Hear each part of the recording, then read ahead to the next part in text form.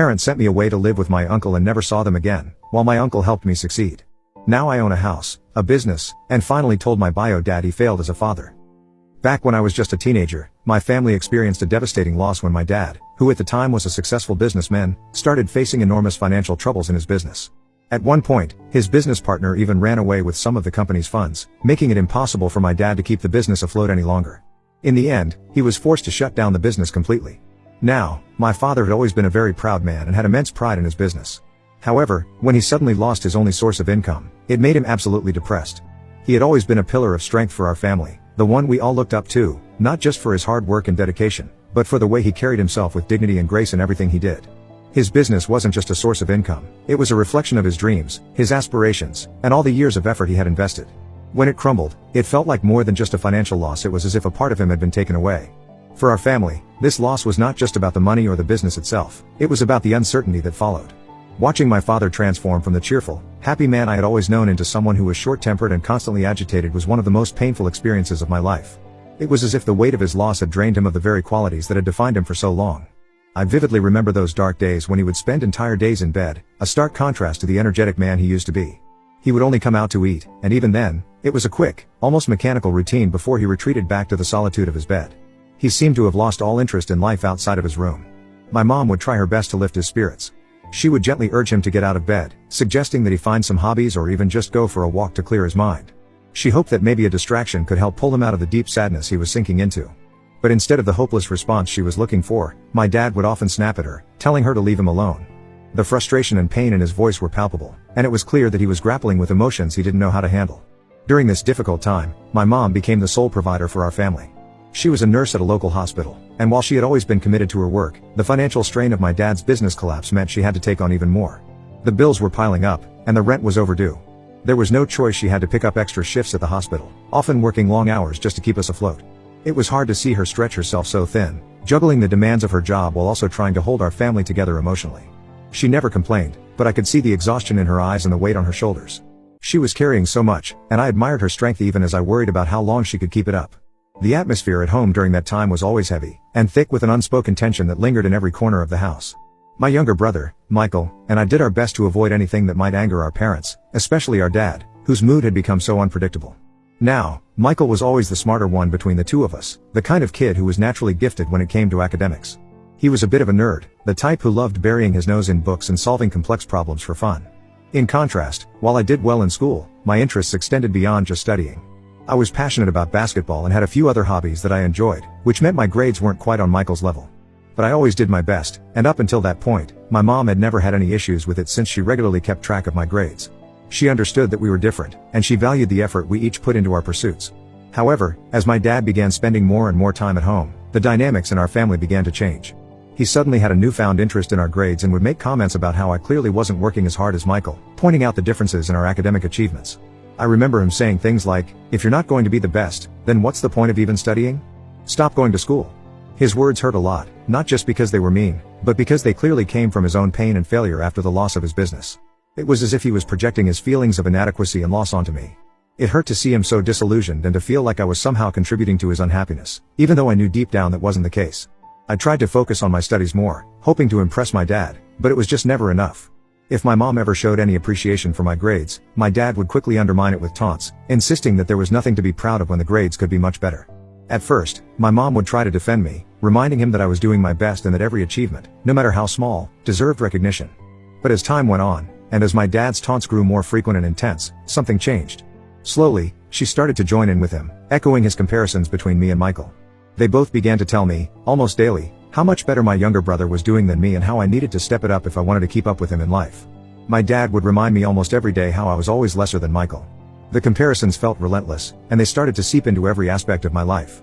Eventually, they even banned me from any after-school activities, including playing basketball. They told me that if I wanted to do better in school, I needed to concentrate solely on my studies.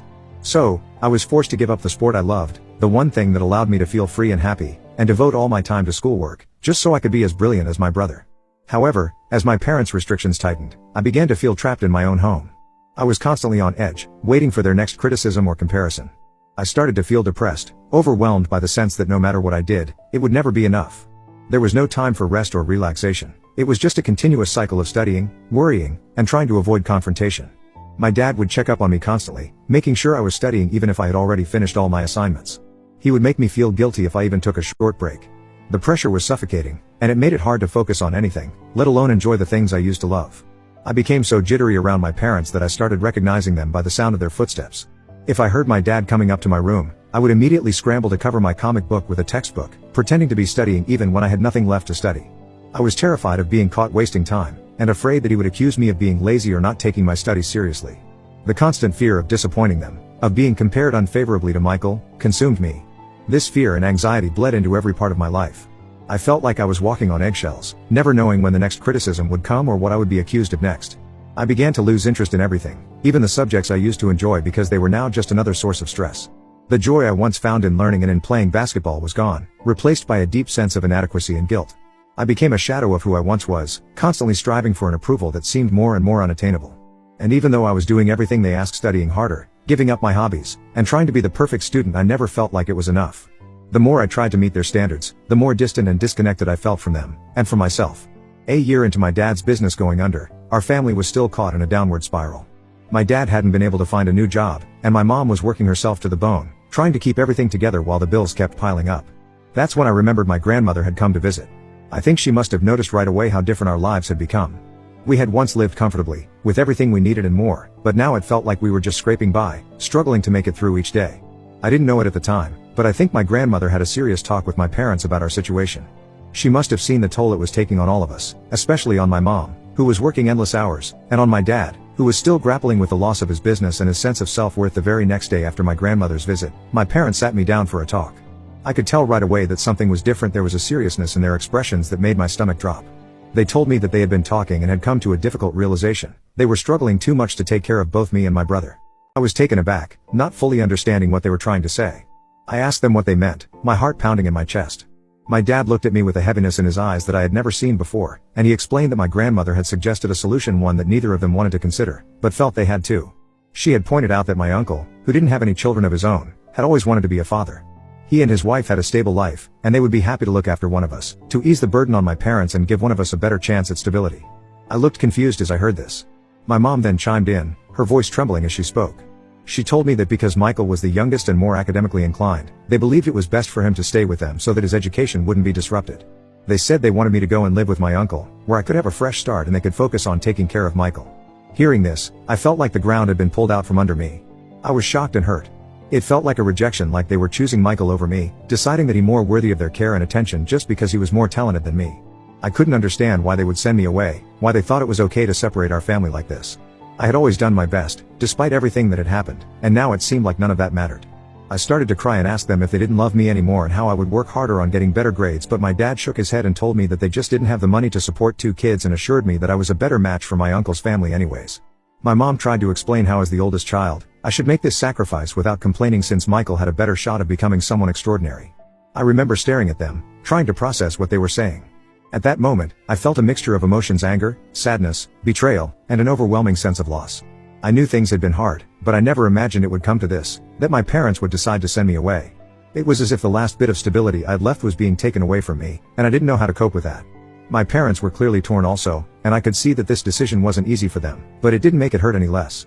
In the end, I had no choice but to pack my bags and move to my uncle's place when he came to pick me up. The day he arrived, the reality of the situation finally sank in, and the weight of what was happening became almost unbearable. I remember crying a lot when it was time to say goodbye to my brother. Even though I knew I would still see him at school, the thought of not being together at home, of not sharing the same space, was heartbreaking. Michael was devastated too. He couldn't understand why our parents were doing this, why they were separating us when we had already been through so much together. I kept hoping that this was all just a bad dream, that I would wake up and things would go back to the way they were. But unfortunately, there was no waking up from it. My parents did hug me before sending me off, and while I could feel the sadness and regret in their embrace, it didn't ease the hurt. I knew they were struggling, and that they thought they were making the best decision for everyone, but that knowledge didn't make the goodbye any easier. When I arrived at my uncle's place, it felt both familiar and strangely foreign at the same time. I was comfortable around my uncle and his wife. They had always been kind and welcoming, and I had spent considerable time with them over the years. But this time, things were different. This wasn't just a visit, this was supposed to be my new home. I couldn't help but wonder how many years I would be living here, away from my parents and brother, away from the life I had known. My uncle and his wife did their best to make me feel welcome. They were kind and tried to make the transition as smooth as possible. The first few nights were the hardest. I would lie in bed, staring at the ceiling, overwhelmed by the unfamiliarity of my surroundings. I missed my old room, the sounds of my brother moving around. The hurt was still fresh, but there was a deep part of me that longed for the comfort and familiarity of my family. As the months went by, I made an effort to adjust and make the best of the situation. My uncle and his wife were incredibly supportive, and they went out of their way to help me feel at home. It wasn't easy at first. There were moments when the homesickness hit hard, and I longed for the familiarity of my old life. But gradually, I began to see the advantages of living with my uncle. One of the biggest differences was that, unlike my dad, my uncle didn't get angry with me over small things. He was patient and understanding, which made me feel less anxious and more at ease. Although my aunt was strict about making sure I did my homework every day, she also encouraged a healthy balance. She would let me hang out with my friends after school or play basketball, just like I used to before everything changed. It felt liberating to have that freedom again, to be able to enjoy the things I loved without feeling guilty or pressured. My uncle and aunt also encouraged me to join various clubs at school and explore new hobbies. They saw potential in me, not just as a student, but as a person with interests and passions that went beyond academics. Their encouragement made a huge difference. I started to feel more confident and motivated, and with time, my grades improved considerably. School no longer felt like a burden, it became something I genuinely enjoyed. The stress and pressure that had once consumed me were slowly being replaced by a renewed sense of purpose and excitement for the future. I would see my brother, Michael, every day at school, and we would hang out together like we always had. He would tell me about our parents, how they were doing, and what life was like at home. Sometimes, I felt a pang of jealousy, especially when he talked about the little things they did together. But at the same time, I started to realize that I fit in more with my uncle and aunt. Their home was becoming my home, and the life I was building there felt right for me. Looking back, I realized that moving in with my uncle was one of the best things that could have happened to me. It was a turning point that helped me rediscover my passion for life and learning, and it gave me the chance to become the person I wanted to be, not just the person I was expected to be. When I graduated high school, it felt like a significant milestone, not just because I was closing a chapter in my life, but because I had worked hard, and the effort paid off. I got accepted into my dream university with a partial scholarship. My uncle was particularly proud of me and generously offered to fund the remainder of my college fees, which was a huge relief. My aunt, always thoughtful and caring, even organized a small get-together to celebrate my achievements. It was a warm and intimate gathering with close family and friends. My parents attended the party, however, they did not seem particularly thrilled with my success. They didn't seem overly excited about my acceptance into college, and instead pointed out, almost casually, how in a few years, Michael might get into an even better university than I had. Hearing them say that was strange and unsettling. This was supposed to be a day to celebrate my achievements, a day where I could finally feel like I had made them proud. Yet, instead of simply complimenting me and letting me enjoy the spotlight for one day, they seemed more focused on Michael's future potential than on my present success. What made it even more confusing was that I didn't see this as a competition. I would genuinely be happy if Michael got into a great university and achieved his own dreams. I loved him and wanted the best for him. But it was disheartening that my parents couldn't set aside their comparisons, even for this one day, to acknowledge my hard work and success without reminding me that they loved my younger brother more. Throughout my time at university, my parents came to visit me only a handful of times. Each visit they visited, their conversation would inevitably shift to Michael. They'd talk about his accomplishments, his potential, and how proud they were of him. However, the situation took an unexpected turn when it came time for Michael to go to college. The reality of the situation was that he wasn't accepted into his first choice university and had to settle for his second choice. While his second choice was still a good university, it wasn't the prestigious institution my parents had been hoping for.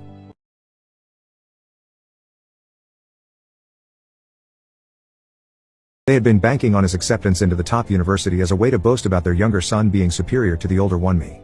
With Michael's college placement not living up to their expectations, my parents found themselves in a difficult position.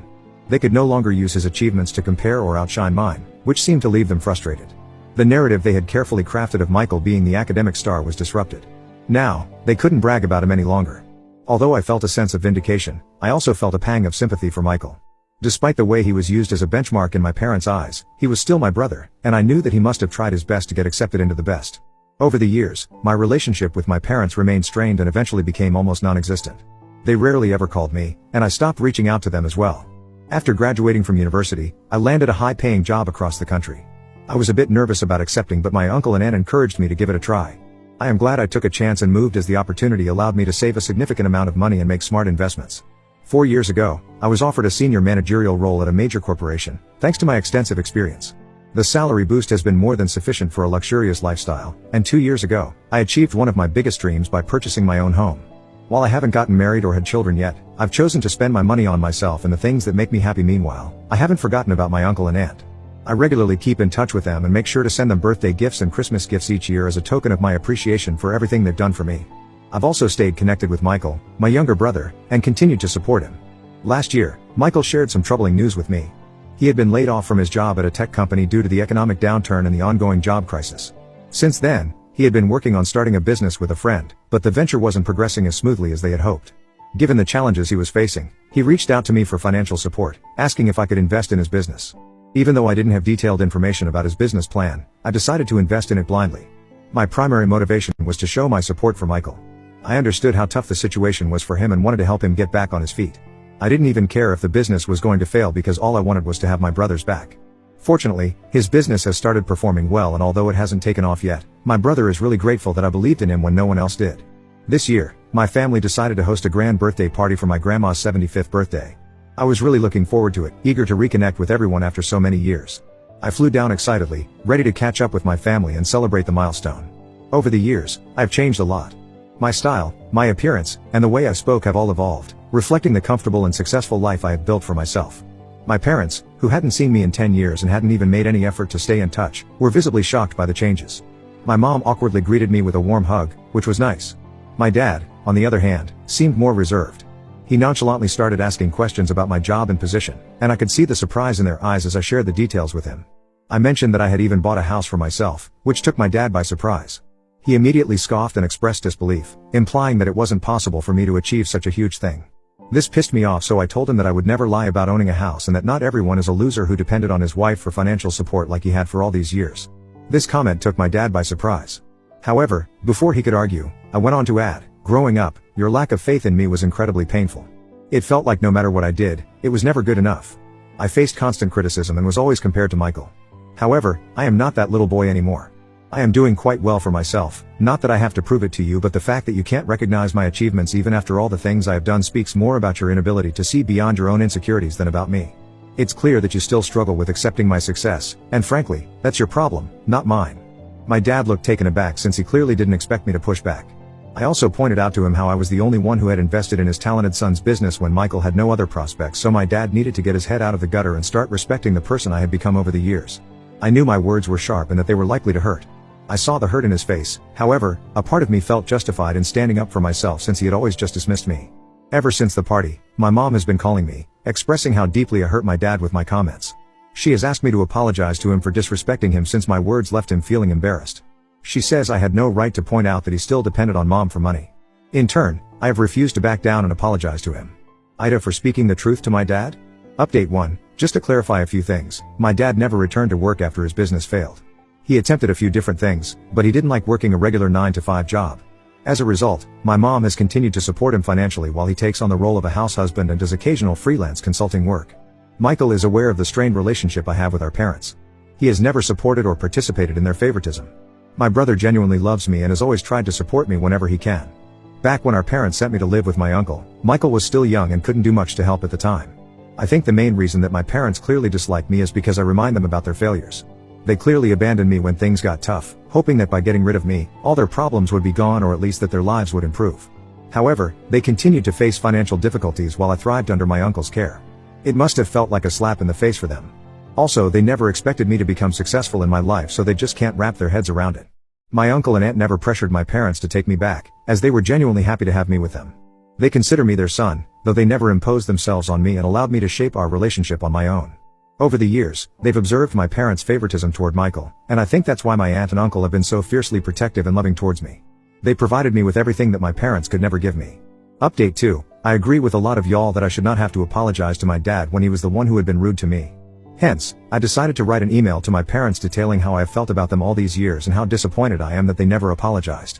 I wrote this email from the bottom of my heart and recounted each and every incident that I remembered where they had failed me as parents. I told them how desperately I needed them as a child, yet now I couldn't care less about their existence since they had always abandoned me.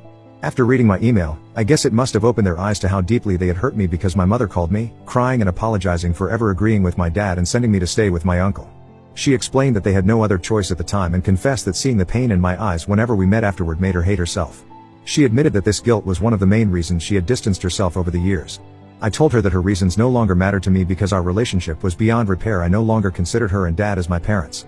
This deeply upset my mother, and she repeatedly asked me to let things go so we could start fresh. In the meantime, my dad hasn't made any effort to contact me, though my mom did mention that he was emotional after reading my email. I can only hope he feels at least some remorse for what he did to me years ago. For now, I have chosen to maintain distance from my parents, as I have always done in the past. Update 3, it's been a while since I updated here. Since sending that email to my parents, I felt a sense of relief and emotional release. It has been a cathartic experience, and I feel much lighter now, knowing that I finally spoke my mind to them. I've continued to maintain a relationship with my brother, regardless of my parents, and I will always support him as usual. Next month, I plan to take my uncle and aunt on a much-needed vacation to one of their dream destinations. My aunt has talked about this place for years, and I'm excited to surprise them with it.